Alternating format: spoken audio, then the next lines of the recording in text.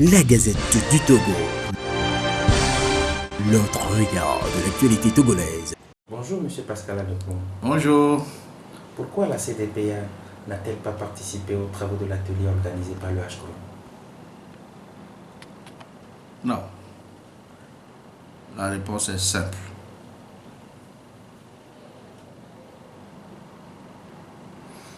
Il y a deux raisons essentielles. L'une découlant de l'autre.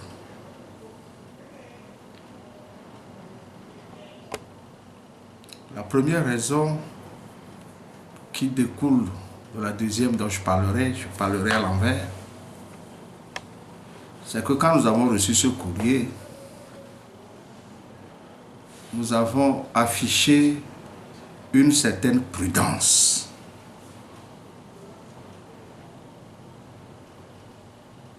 Et le contenu a été analysé au niveau de notre secrétariat général et à la lecture des invitations,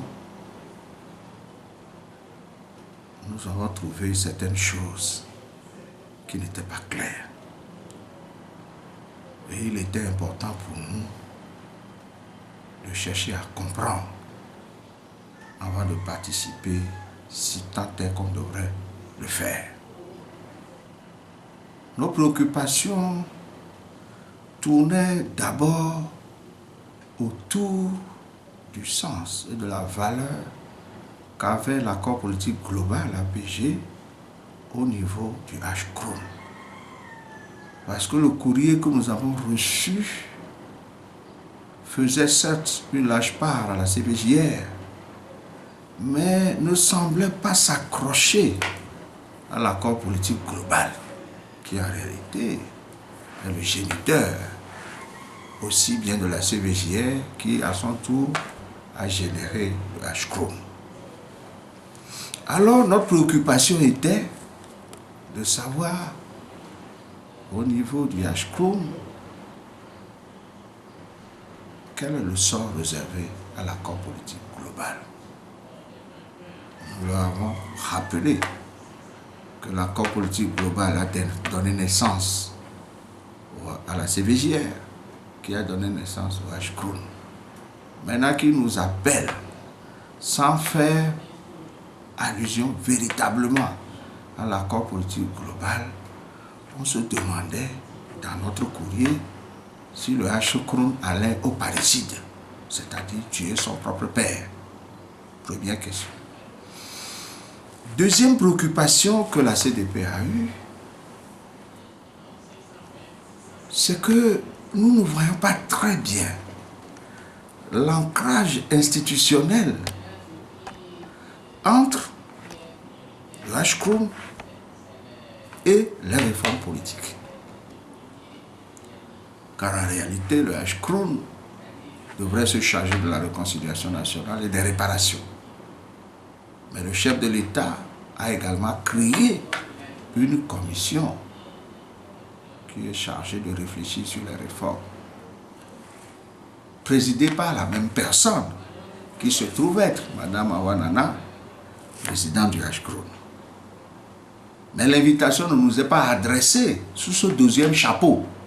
L'invitation nous étant adressée sous le couvert du premier chapeau, HCRO, réconciliation et réparation, on lui a demandé de nous expliquer l'ancrage institutionnel qu'il y avait entre le HCRO et la commission chargée des réformes. Deuxième question. Troisième question que nous avons posée à HCRO. En regardant les invitations, nous n'avons pas vu les forces armées togolaises. Et nous nous sommes dit, compte tenu de ce que l'armée togolaise a fait, son bilan sur la scène politique, où une armée prompte à intervenir et qui intervient tout le temps pour casser les dynamiques politiques, comment allons-nous réfléchir sur les réformes politiques sans l'armée? Au moins que l'armée vienne partager les réflexions avec nous et s'engager qu'une fois que c'est adopté, eux aussi sont d'accord. Troisième question que nous avons posée à la présidente du HCRO. Quatrième question. Nous nous sommes aperçus que dans la liste des invités, on a parlé des partis politiques. Et là, on a cité nommément les partis politiques. Il y en a qui ont été oubliés, nous ne connaissons pas les motivations, mais là n'était pas notre préoccupation. Mais ce qui a été notre préoccupation, c'est qu'on a mis société civile tout court, mais on sait très bien qu'au Togo, c'est une panoplie d'organisations qui constituent la société civile. Nous avons demandé à la présidente du HCRO pourquoi on ne dirait pas également dans cette société civile-là quelles sont les organisations qui sont invitées pour que nous aussi soyons fixés pour savoir avec qui nous allons travailler. Cinquième préoccupation, nous avons découvert que dans les invitations qu'on nous a adressées, dans la liste des invités, il y a toutes les institutions de la République, sauf le chef de file de l'opposition, qui est une institution de la République. Nous avons demandé pourquoi. Nous avons également observé que la CENI a été invitée comme entité.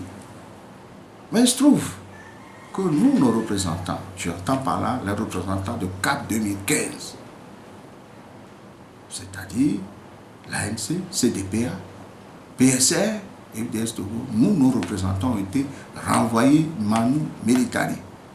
Leurs effets personnels continuent de rester à la CENI. Nous avons écrit à la présidente du HCRO en tant que médiatrice de la République. Il faut reconnaître qu'elle a beaucoup de chapeaux. Elle s'est déclarée incompétente pour régler le problème. Donc, nos militants, nos commissaires de la CENI sont toujours dehors. On invite la CENI, donc une portion de la CENI, et nous autres. Comment ceux-là peuvent aller représenter la CENI à notre nom, alors que nous, nos représentants sont dehors? Et nous lui avons rappelé que c'est le lieu de lui rappeler qu'il y a ce dossier qu'elle doit également gérer. Préoccupation suivante, on nous a annoncé que les communications, une conférence inaugurale, plus des panels animés par des intellectuels des universitaires, mais c'est resté flou, on ne les a pas listés. Bon, nous disons que nous serons bien dans notre peau si on savait quels sont ceux qui devraient faire ces activités-là. C'était également une demande. Et enfin, peut-être que j'en ai oublié, mais je vais m'arrêter là. Nous avons dit à la présidente du HCRO que pour une rencontre de cette importance, étant entendu le climat délétère qu'il y a même dans le pays autour de cette question-là, il était important, il aurait été intéressant qu'il y ait eu un comité préparatoire associant plus ou moins les partenaires pour qu'on trouve les conditions idéales pour aller à cette réunion. Et que nous serions très heureux qu'elle nous apporte des réponses à ces questions-là, entre autres, pour que nous puissions nous aussi nous déterminer à y aller. Voilà la raison active. En fait, on peut se demander maintenant pourquoi la CDP a été obligée de poser tant de questions. Non, en réalité, ce ne sont pas des préalables. Mais c'est parce que nous avons une expérience douloureuse des rencontres sur les réformes de ce genre. La Gazette du Togo. L'autre regard de l'actualité togolaise.